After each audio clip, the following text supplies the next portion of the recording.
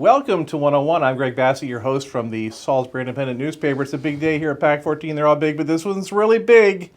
We've been waiting for this interview for well over a year. We have in the house today Salisbury Mayor Jake Day. Welcome, sir. It's huge.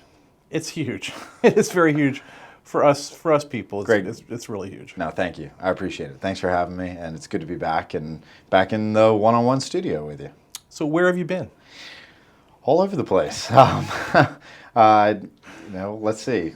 Since the last time we were here together, been in COVID land where we've all lived, but I've also been in Fort Hood, Texas for almost 2 months, 55 days in Fort Hood, and then East Africa, the Horn of Africa. So Djibouti, Kenya, and Somalia, 3 nations in East Africa. So I was there for a while. And been back home for about 2 months, a little more than 2 months. Come back a different person? I think it's hard for a deployment not to change you. I think it's probably hard for the last year not to change all of us somewhat, but it's impossible to not come back a bit of a different person. I'm still me and have the same interests and senses of urgency and maybe my team was hoping I'd come back more just laid back and that unfortunately bad news. Nope, let's get stuff done. I'm still that guy, but yeah, I think I also have come back with a bit of perspective on work-life balance. I plan to ensure that my kids get more of my time, my family gets more of my time, and I think I've done that. Still busy. The nature of this job is that you're busy, but I'm ensuring that some of my evenings and weekends are protected for the kiddos. But that being said, there are other things that happened over the course of a year away. It was very emotional. I've said that to a few people, and some people don't understand that. Others do.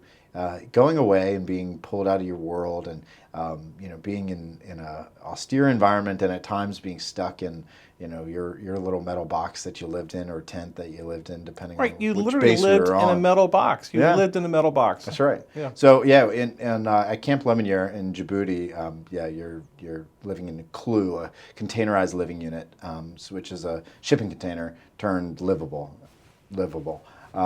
and which is a fine way to exist. And then in Kenya, we were in tents, and Somalia depends on where you're at, but some tents, some hotel type facilities, but the hotel facilities, I don't mean to imply that that's a nice place, because that's in Mogadishu, where they're also getting hit with rockets and hit it with mortars on the regular. So it's not as if the hotel environment there is nice. But that being said, being stuck in that space is often turns you inward, turns you to your own thoughts, and leaves you in a space where you're stewing, and it's not healthy emotionally. So you just miss family even more. That downtime is I think bad for mental health, and leaves you very focused on work, which is good when you're engaged, when you're out on a mission, when we're out in communities, when we were out on patrols, and when I was in an office setting or in a skiff doing work. You love that. You love those moments because you're very much mentally engaged, very aware, very awake. But I would say it takes its toll. But it also gave me an opportunity to find ways to address that, and I did through exercise and running. I ran 3 marathons. Yeah, you told us, I think, on this show you would never run another marathon after the Salisbury Marathon, and then you went against your promise. You remember that? Oh, yeah. And you went against your promise, and you ran 3 marathons. I don't know if I can trust you anymore. This is the promise breaker episode, isn't it? So, yeah, I knew there'd be a gotcha. I did say I would never run another marathon because it was awful. The Salisbury Marathon that I ran was my first in 2018, and the 4 months after that, my knees were just a wreck, probably under preparation. And but while over there, I ran a lot. I put a lot of miles in. Ran the Army 10 miler over there. Ran rucked the Marine Corps Ultra Marathon. That's where we were, the big pack. That's right. And then ran the Salisbury Marathon, and then ran a marathon in preparation for the Ultra Marathon that I did, the Marine Corps. So doing all of that was relief. That was actually like the best, mental health relief, I think. Yeah. And then and then I turned to my faith, and it actually helped kind of sharpen my faith, and that was a part of how I dealt with the what I had internalized as the weight of being ripped away from my community and my family and all of that.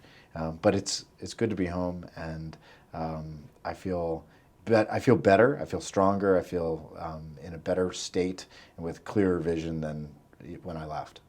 Now, I know when I had kids, that was such a paradigm shift. I used to get upset about stuff a lot. One of the jokes I tell, which was true, I would get upset about my dry cleaning. If my dry cleaning came back without a button, I would be furious. But then once you have a kid, you're like, who cares? And I kind of heard that about you when you got back into town. Things that might have gotten you excited before, you kind of let them go. Yeah, so, I think a lot of things get you excited in my world, where we live our lives on the front page, and where we have to respond to every concern with equity, right?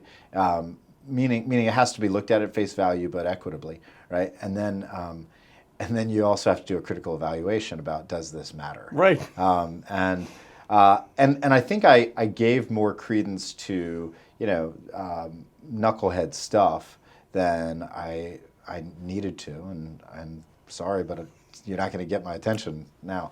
But at the same time, I think we've created such capable systems of managing the things that are actually our responsibility to manage, with our citizen reporter, with our 1-800-SBY-CITY phone number. All of those are ways that, that lead to accountability. Result SBY, my internal rhythms for holding people accountable and addressing things.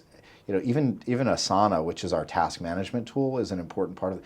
I complained while I was overseas about the Department of Defense's task management tool. That this is such a pain in the butt. But when the buck stops with you, there are frequently tasks that need to get done that you see or that you hear about in the world that don't necessarily appear to your staff as important. And I've got great people, but I've got a responsibility directly to the citizens of Salisbury and the visitors to Salisbury. And so tools like that, Citizen Reporter, Asana, task management tool, Result SBY, goal management, and monitoring, all those things help us be accountable. So, it's easier to brush aside the knucklehead stuff. Well, I was impressed with your staff while you were gone, because as the guy who's sort of paid to watch things over there and then run and tell everyone about it, the little bit of crises that kind of developed. I mean, certainly there was the COVID situation, which was a constant crisis. But Julia Glantz did a great job with her daily report to people. She was very popular. You trained her well on that. She did really well on that. A little problem in the police department with the evidence room that cropped up. That seemed to be dealt with very professionally. And the things that were really good in the city that you missed were celebrated correctly. Well, I can say with honesty, I had nothing to do with those successes. So, no, obviously the planning, preparing, budgeting, design, execution over the years, I was involved in that. But the things that I missed. I'm not sure people realize that when you are when you are in federal service, you can't really be distracted by politics, and you have to stay out of that stuff. But two, and critically, you can't serve two masters well.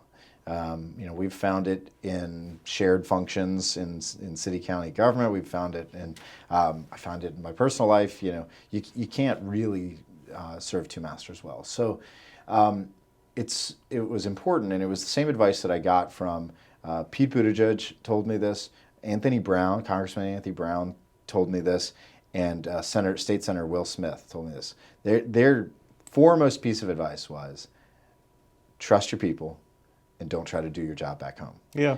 Because you're going to fail your commander. there. And failing General Flora, failing Colonel Mikens, who was the J3, the director of operations, my boss, failing them was not an option. We have a mission over there that is life and death. We have a combat mission over there that is life and death.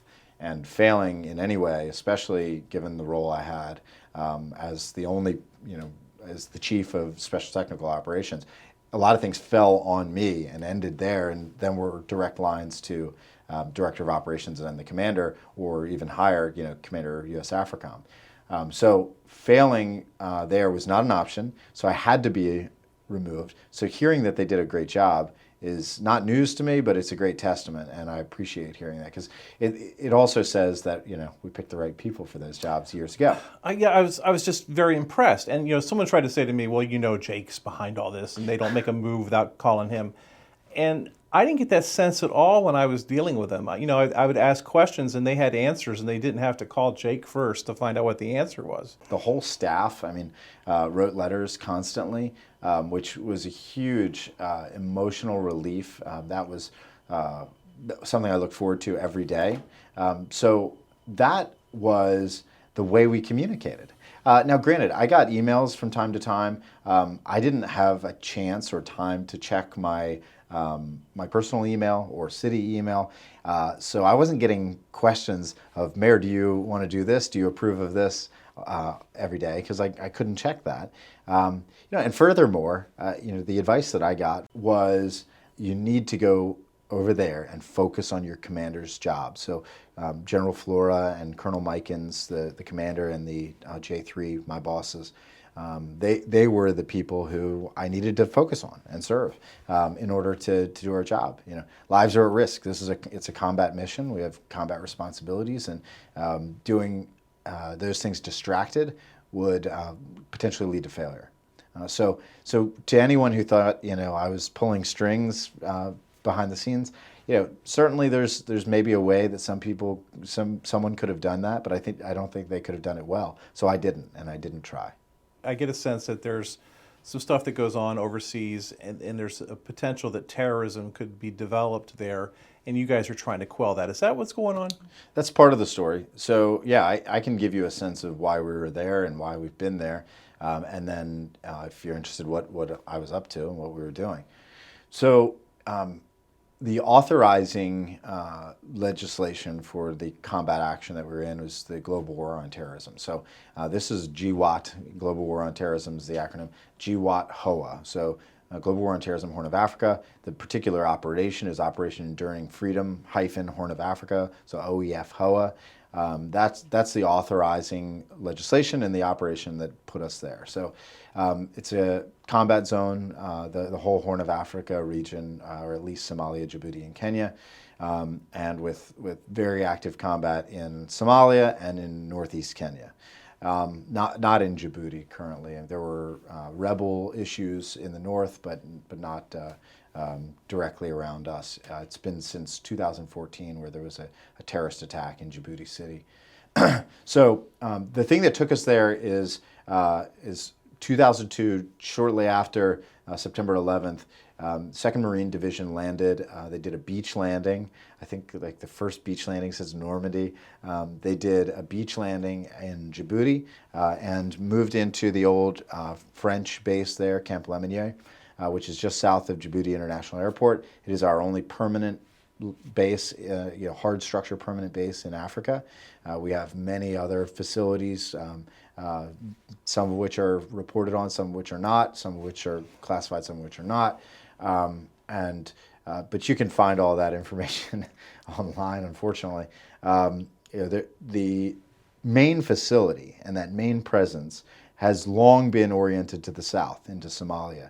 And it's oriented in Somalia because of the Al-Shabaab presence there. And that's a country that's been destabilized since the 70s. We were obviously there for Operation Gothic Serpent in 1993, and we were back for Global War on Terrorism in 2002, and have been there for the last 19 years.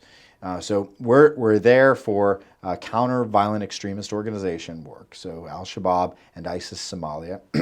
We're also there, because we're close to the CENTCOM region, so if things In fact, we're within ICBM range of Iran, so we spent a lot of time filling sandbags and building shelters to protect ourselves from a potential attack from Iran. We're there for, in no small part, because and not because of, but in relation to the fact that China is there. So China has decided that Africa is the new frontier for them. Their Belt and Road Initiative is wrapping the globe rapidly with economic, political, and infrastructure objectives. But the military is a part of that too. And China has its only overseas base called Doraleh right there in Djibouti. So 5 miles down the road from us, a stone's throw from us, is China. And there's a lot of military bases in Djibouti. Japan has its only overseas base. The Italians, the French, the South Koreans, and then we're also there since Benghazi. We run the East Africa Response Force, which is an infantry and cavalry unit that responds to crisis at Department of State locations. So if there was an embassy that was overrun or a consulate that was overrun, we would be there in rapid response. But it looks like a really desolate and very desperate area. It is. It is. So coming home back to Salisbury, one of the first things you notice is how green everything is and how clean everything is. And I know some people will cock their heads at that and say, but but I see trash over. Yes, we absolutely do in America. We see litter and trash, and that is an American problem, but it's not a uniquely American problem. There are parts of Djibouti where you'd be wading ankle deep through trash, and pollution's horrible. I still feel the after effects of that. That is not subsided for me. So I still feel the lung effects of the incinerators, the trash, and then the burning camels. They light camel carcasses on fire at the dairy that was outside of Post, and that has a particularly pungent odor that permeates there on Monday mornings. So you'd experience just wasteland. But also there's no greenery. There's no, it might have drizzled twice while we were there, and I don't think I felt the rain once. So it was very dry, and there's no plant life. The plant life that there is desert-like. So there are these plants with spikes like that, and a very small amount of greenery and leaves that the camels and goats would eat. But it was very, very desolate and desperate. Poverty, significant poverty there. Somalia, no infrastructure to speak of, no wastewater, no electricity, no reliable wastewater or electricity for 95% of the country. Huge swaths of both of those nations are still nomad culture. And then Kenya is a study in contrasts. Nairobi is this modern burgeoning city that has slums as well, but has very, very modern parts. Mombasa, another city I was in, doesn't have as much of the trappings of the modern wealth side, but there's some beach side communities as well as slums. And then northeast Kenya, which is just no man's land. It's all Al-Shabaab controlled, and we have a base there. In fact, the base there, Camp Simba, in Manda Bay, is the only base that we've seen overrun since Vietnam. I mean, that base was overrun by Al-Shabaab in March 2020. How scary was it? Depends on where you were. On base in Djibouti, I mean, I didn't worry about indirect fire. I didn't worry about Iran. I mean, you kind of couldn't. Most of the day you had work to do, and it wouldn't have made sense to worry. When we had drills and things like that, you'd go to a bunker, go to your hardened building, the places where you could go. But I didn't worry about that much. When we were out in the community, when I moved in uniform, in a vehicle in uniform, you're wary, but I didn't worry. Again, you had a job to do, go on the mission. And when we were in civilians, so with a concealed weapon, we were in civilian clothing with like civil affairs teams. I felt really good. Didn't worry much. They felt more like partners. The Djiboutians were definitely partners. There were hard conversations some days and aggravations and communication issues, but really I felt like they were partners. It was very much like working with communities as an elected official or a government official here. We were trying to help them and do things for them and answer their needs. In Kenya, in Manda Bay, there was the heightened sense of what had just happened here, and Specialist Henry Mayfield, who was killed there, and the 2 DoD contractors who were killed there. So there was a heightened sense of awareness, but that almost felt more like a solemn feeling of that there had just been Americans killed here, not one of I'm in immediate danger. They took down a lot of trees, improved the defenses, a lot of changes to patterns of life and where you're allowed to go. I mean, nobody's allowed outside of the Kenya perimeter. The Kenya Defense Force has an outside perimeter. No one's allowed outside of there. If you do, it's armored vehicles, patrols in armored vehicle. Walking in like Somaliland, like northern Somalia, and parts of Djibouti, like on unprotected borders, keenly aware of your surroundings and watching nomads and seeing smugglers kind of walk, and you're keenly aware, but not. I didn't ever have this sense of immediate danger, and anytime there was somebody like where we were really, heightened awareness, watching, heightened situational awareness. Again, it never felt like, oh my gosh, this is ready to kick off. And then the other concern was always Russians and Chinese, particularly in my world, the Special Technical Operations and Sensitive Programs world. We're a target. I was a target for Russians and Chinese. So we're all targets in that sense, where there's a heightened level of attention. So we just had to, protect information, protect ourselves, protect our identity. There are lots of things that we did to do that, including when we traveled, not carrying markings with us or hiding those things, and even trying to hide or grow our hair out and grow a beard out and grow a mustache, things like that. I'm not sure that really mattered much. I think you still stand out like a sore thumb as an American service member or as an American, when or a Westerner when you're in cities like Mombasa or Nairobi. We tried very hard to blend in, but I'm not sure we did a great job with that. I'm asking this out of order, but it strikes me. So you're in this desolate, desperate place. You come home, and we'll talk about your welcome home thing. But then you take your family to Disney World, total fantasy land. What's the contrast between being in the Horn of Africa and at Disney World? Well,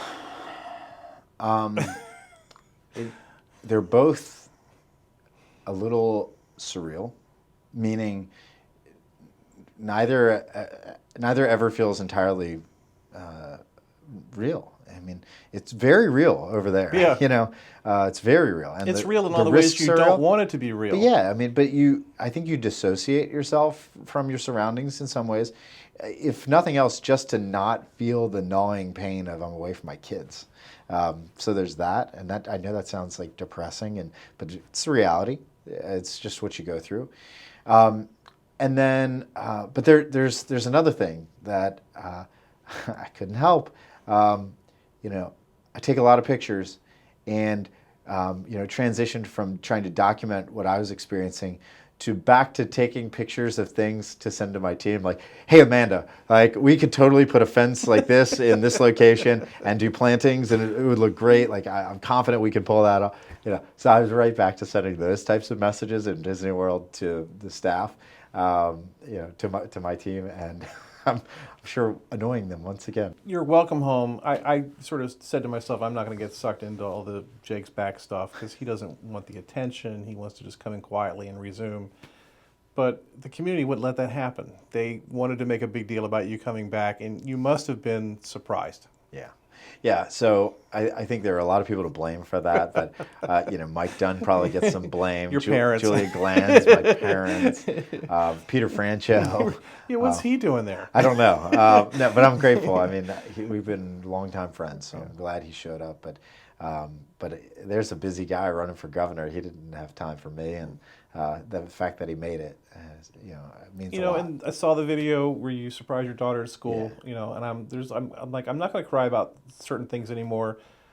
Started to cry when I saw that. I mean, it must have been an amazing experience. They played that video when I took over as MML president recently in Ocean City, and without telling me, and I couldn't help but get choked up. It's like, you see that moment again, and the look in your kid's eyes, and that surprise, and the way they turned, paused, and then ran at me, and that Olivia ran faster than Lily.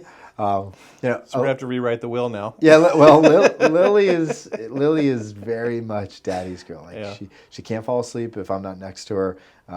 Olivia can't fall asleep if mommy's not next to her. So that's how we get them to bed.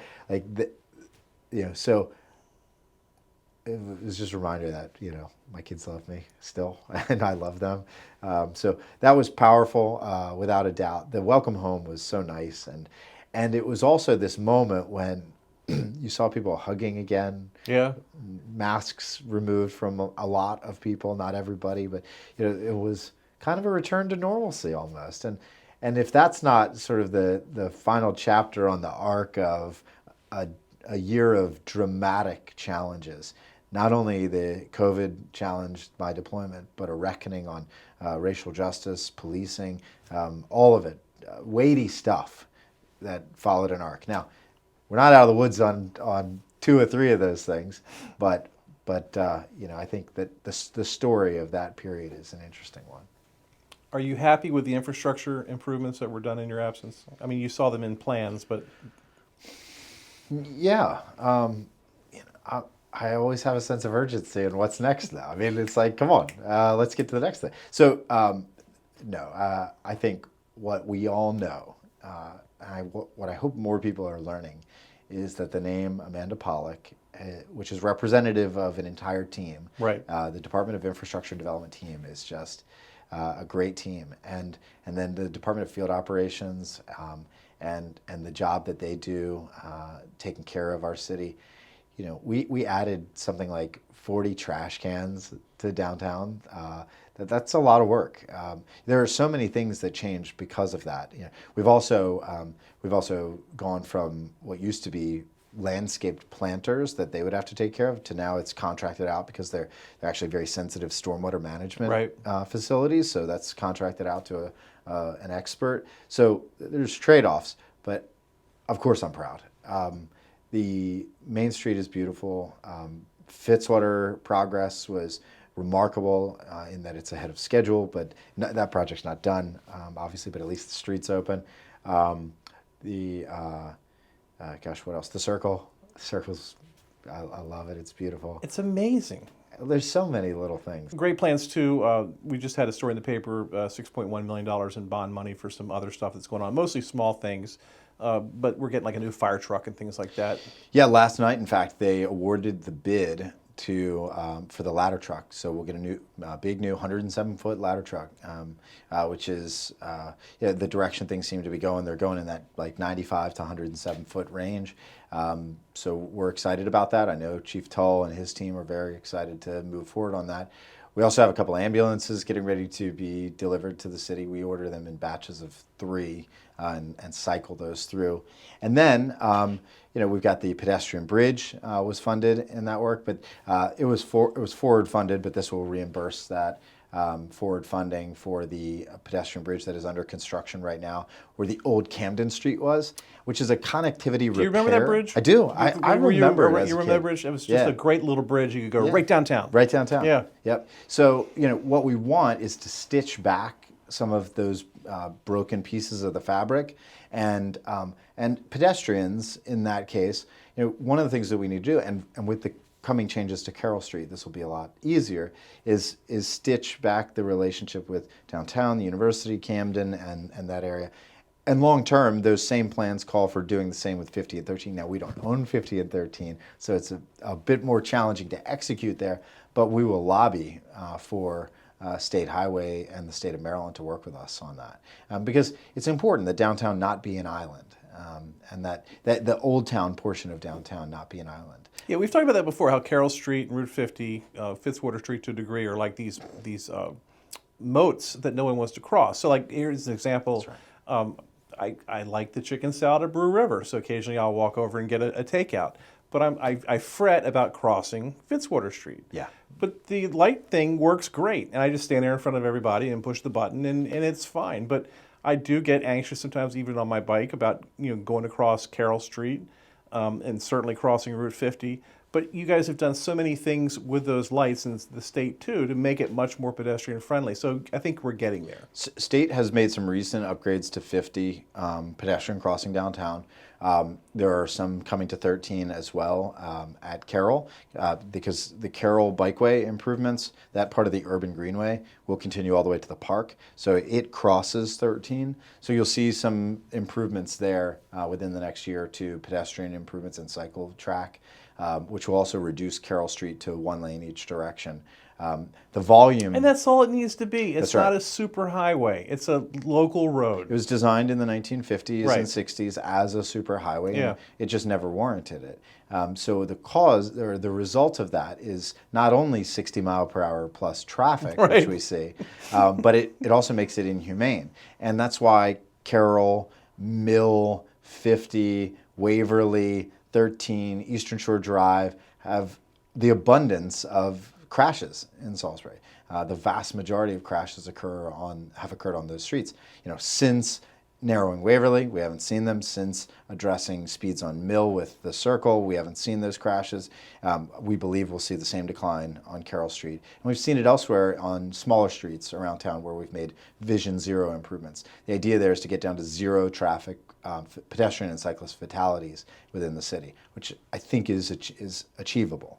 Traffic relief of 13 only creates problems in neighborhoods. Yeah. And I'm not sure that was the wisest decision back in the day. Now, in theory, a place like Eastern Shore Drive, you could create like a new demand for retail and things like that, but that never manifested. I mean, the reality is the way retailers make decisions, the way food service makes decisions is car counts. Yeah. And if you're gonna still have 25 or 30,000 cars passing by your storefront on 13, why would you put it on Eastern Shore Drive? Right. You won't. You never will.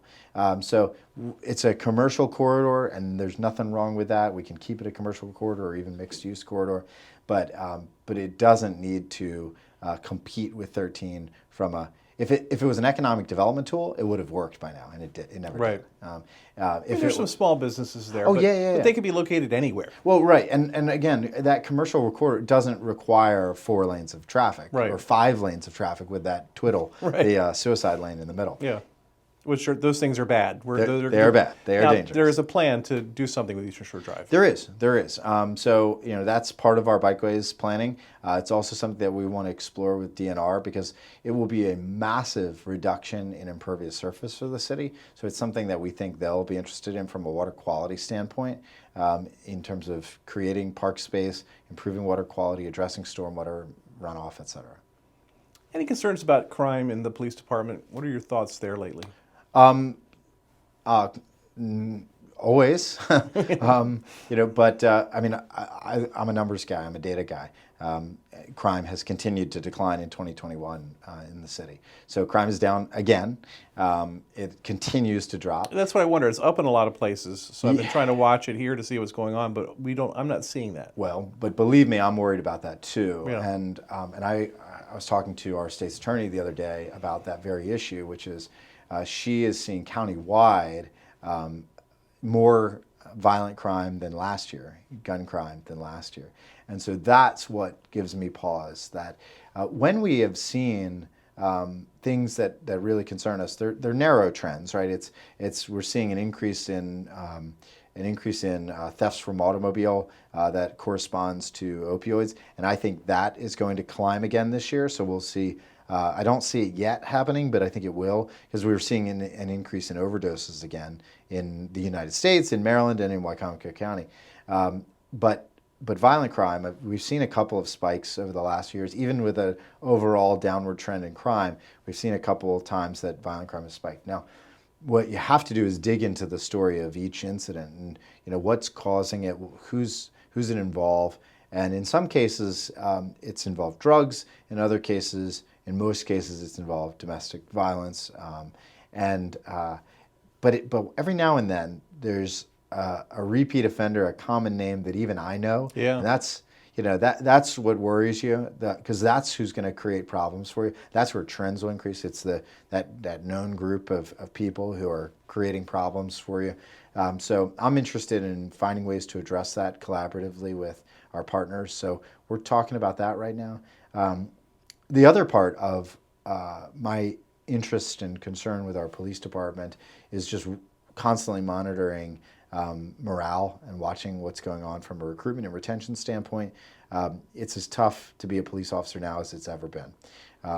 And I am 100% in support of ensuring that our criminal justice system treats everyone fairly and is blind to race.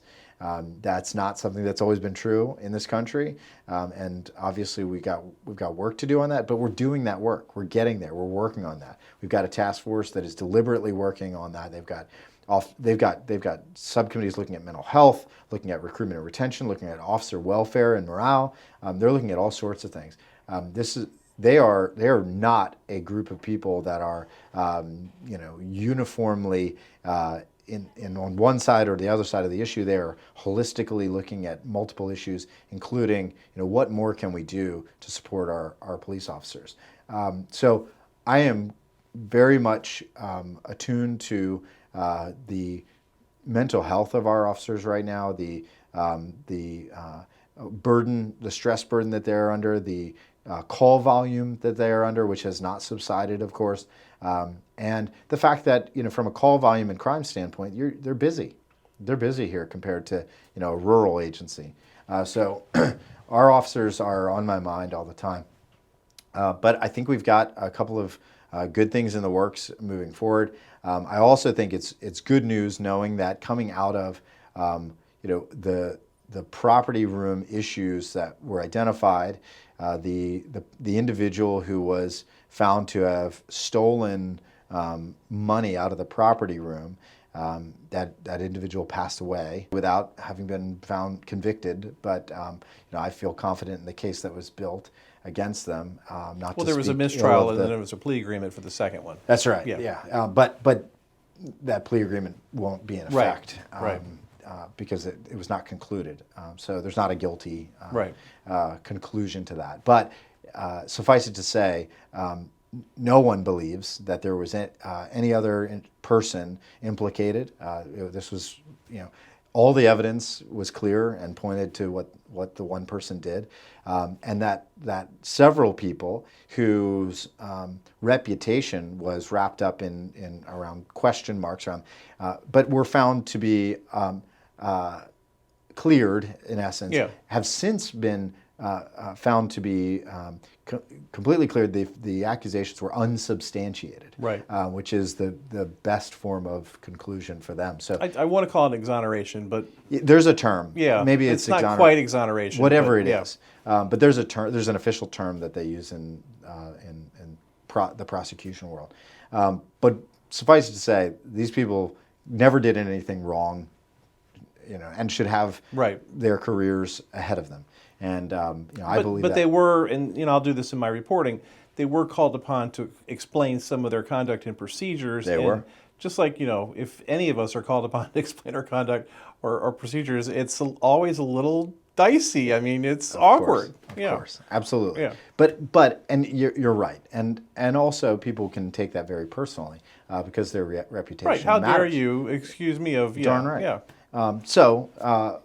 I think, but the good news is, we're intact. We are working on mental health. We're working on other benefits and things that we can do to address, recruitment and retention challenges.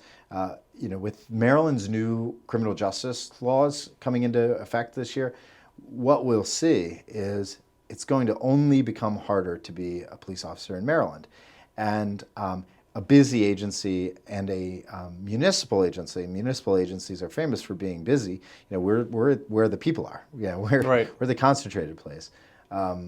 We've got it harder than anybody else in our region. So we're going to have to work doubly hard to ensure that our officers have what they need, and that we have enough officers, and that they're out there doing their job with confidence every day. And you can't lower your standards.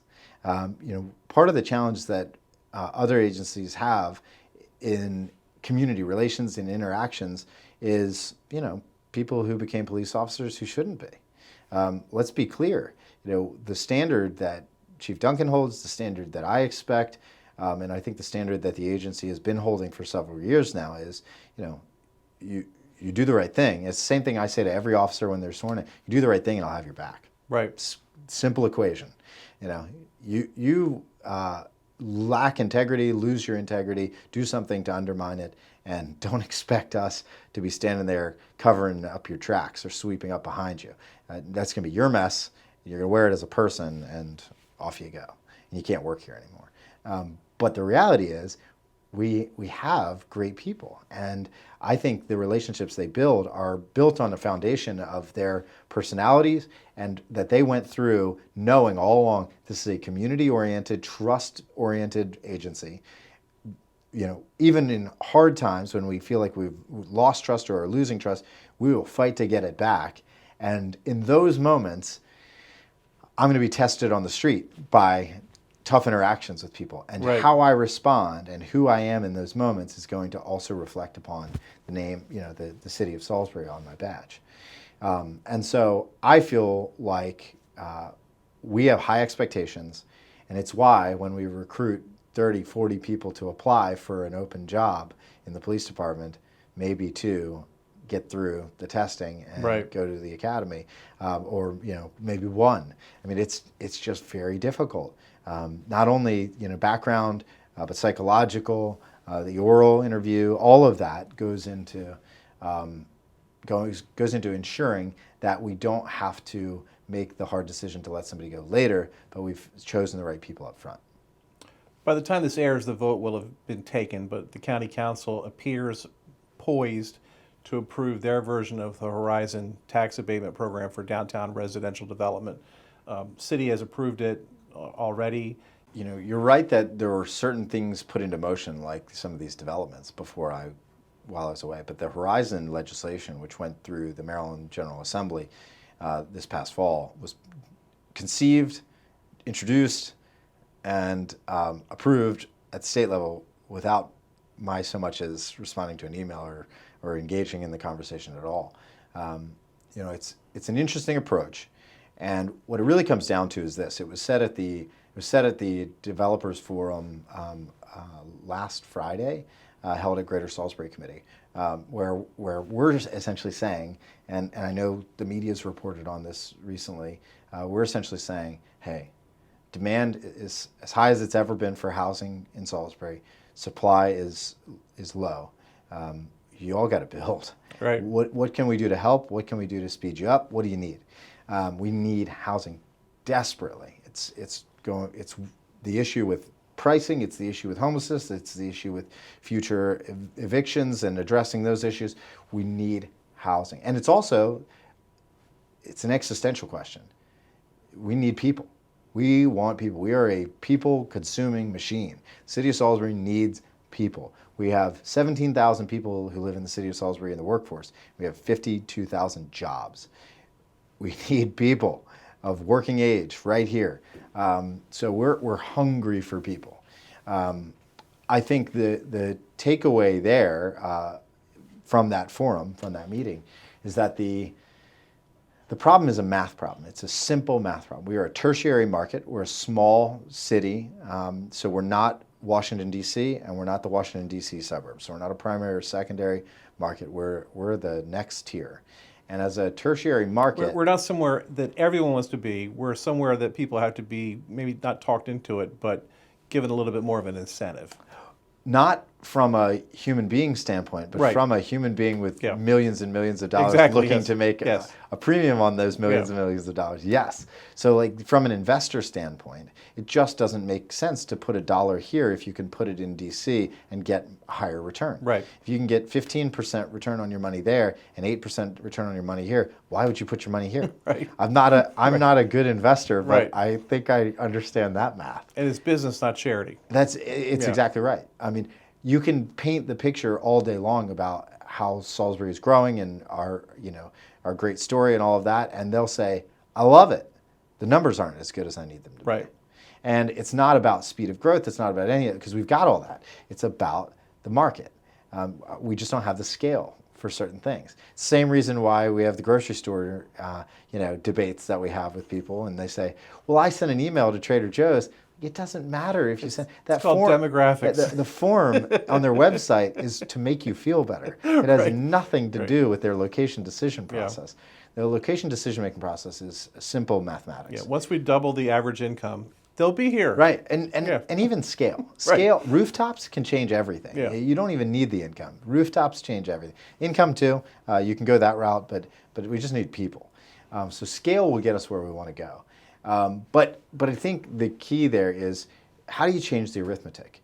I cannot, and I don't know how to, change what it costs to build something in terms of the actual construction costs. I don't know how to influence that. I certainly can't influence the income side. I can't help you charge more money for rent. I can't help you charge more money for the lease of your commercial building that you're building. What I can do is control the cost to government. So whether that's EDUs, whether that's annexation fees, whether that's hookup fees, whether that's building permit fees, property tax abatements, whatever it is, like the costs to government, and that's where the debate lies. That's where it lives. I mean, we're really only talking about that one portion that we can control, and it's the thing that I have been reticent my career to want to give up. With few exceptions, like the EDU waivers, things like that. But I want to be careful about giving those things up. And the reason I've wanted to be careful is, we have real costs. And so I want to make sure we cover our real costs. But something like the Horizon bill, where the only question on the table, the only question is, do you want the $600,000 a year that you were going to get anyway, Wycomico County, or would you like $7 million? Right. Pick one of the two. Right. There is not a third option on the table. Yeah. You don't get to pick an option where you give up money. You can't pick that. No one has put that bill forth. It doesn't exist. Actually, that's not true. Councilman Holloway offered a plan to give up money. But setting that proposal aside, which they may be forced to do, by the way, because there is we do have the revenue cap, and the revenue cap would require, with growing revenue, a cut in revenue somewhere else. So it might force them to give money back to other parts of Wycomico County, which I thought was a really clever pairing. I don't know if that was intentional or unintentional, but it was a clever pairing. Bottom line, I think the right decision's being made.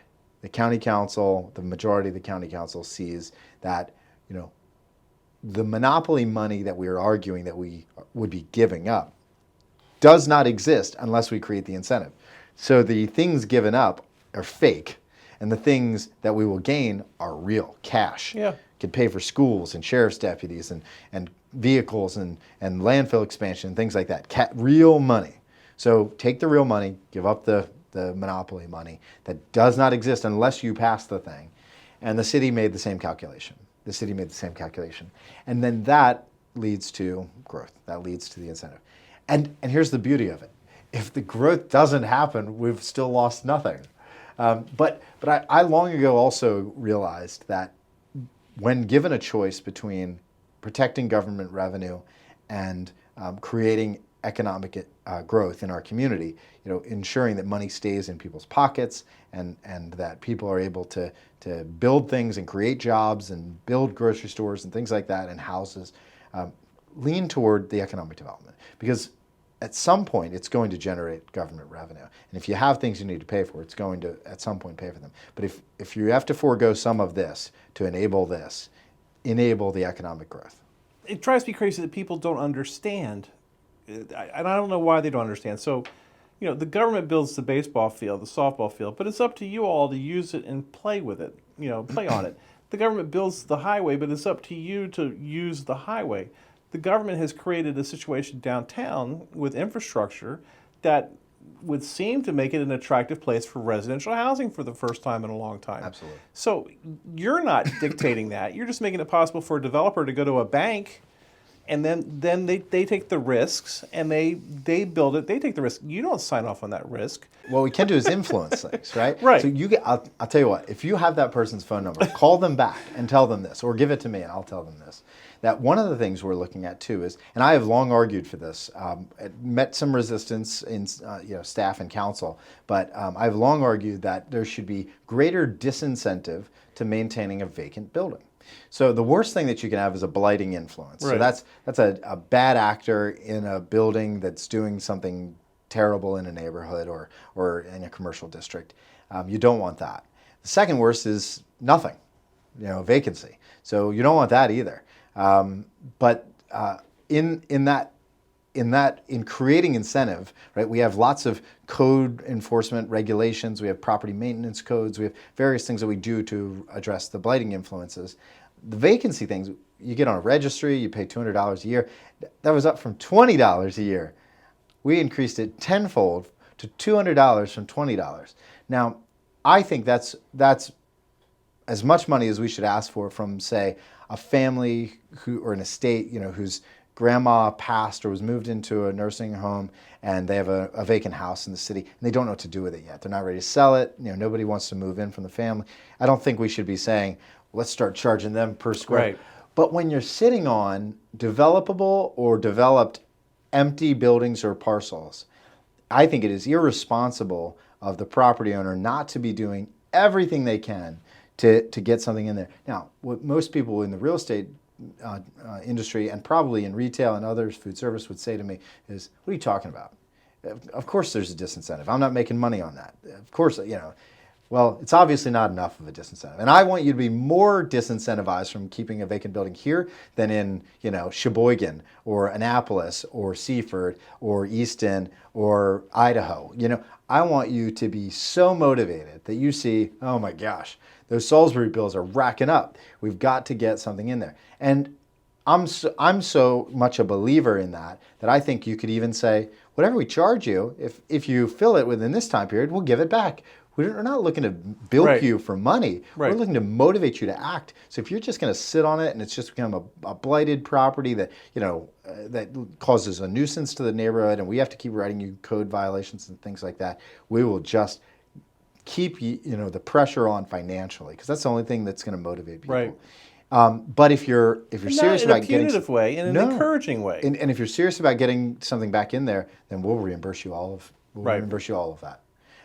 I'm serious about pursuing that legislation in the next year. It's something I'm working on right now, because that 7-Eleven ought to be something. Now, you deal with these big companies who own corporate property. So like the 7-Eleven developer, and they're going to be abandoning other 7-Elevens because now they've changed their model. They're going directly after the Wawas and Royal Farms. We have multiple 7-Elevens in the planning and design phase in Salisbury right now, and one under construction. You're going to see more of those. So I'd expect to see more vacant old 7-Elevens.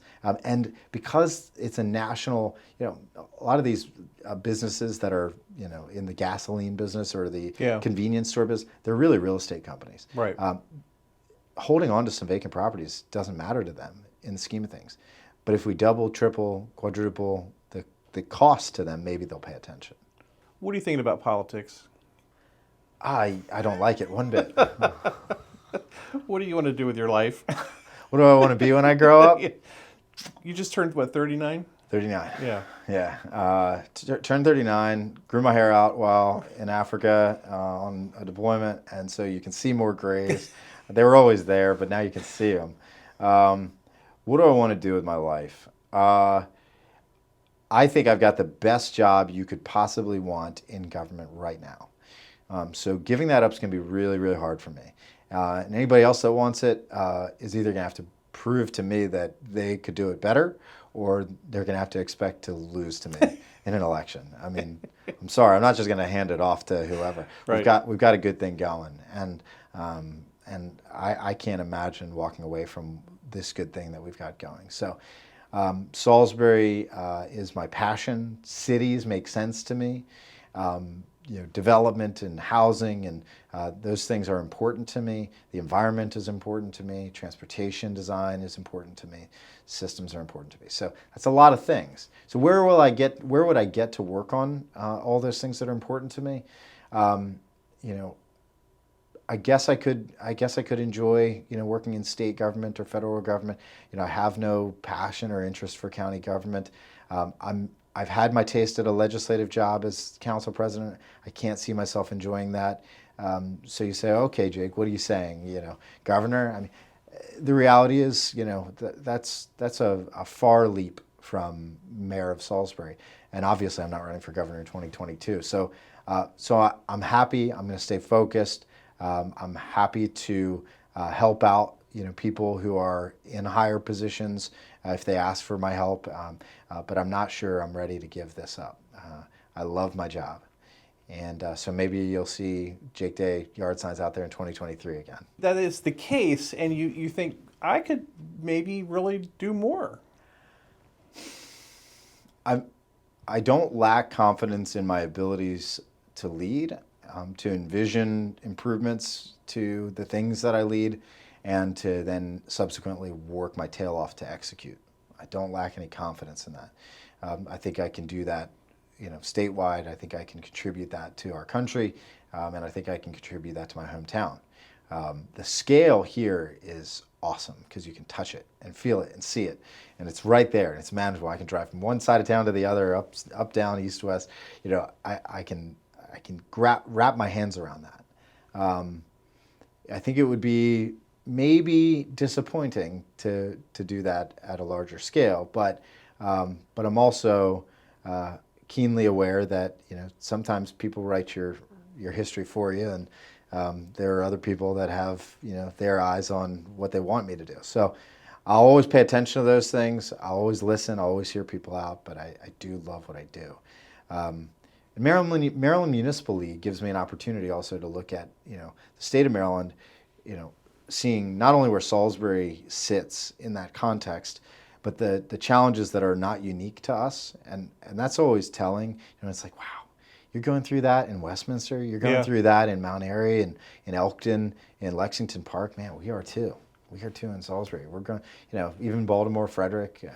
We're going through that too. You can learn from each other. So that's that's one of the things. When I'm in the room of other Maryland Municipal League officials, I'm in a position of learning. Sometimes leadership, but often learning, because you're not the first person to encounter the problem you're encountering. Other people are encountering it, sometimes simultaneously, sometimes they got there first. So that means solutions have been developed as well. But the other thing I've noticed is that I get to have conversations with state leaders with greater frequency, which means Salisbury's issues and concerns and interests are on their radar in a way that they weren't before. So I'm always selfish for Salisbury. I love our city. And so I get to fight for Salisbury now at a new scale. How can people get a hold of you if they want to give some feedback to Jake Day? Facebook's a great way. You can also email me at mayor@salisbury.md. You can text me at 443-235-6233. I'm around and I'm available. Doesn't always mean I can come to you at the time you want me to, or that I'm free at that moment, but I will get back to you. I promise you that. And you should warn them if they have some sort of flippant observation about things. Know that if you have an observation, it will either be addressed, or we will certainly direct you, to an answer or to the person whose responsibility it is. He's our mayor. He's Jake Day. We have missed him terribly, but things actually went pretty well without him here. So it was actually okay, but we're glad that he's back, and we're looking forward to everything that happens next. So welcome back. Thanks, Greg. It's good to be back. Thank you. I'm Greg Bassett from the Salisbury Independent Newspaper, another edition of One-on-One right here on PAC 14.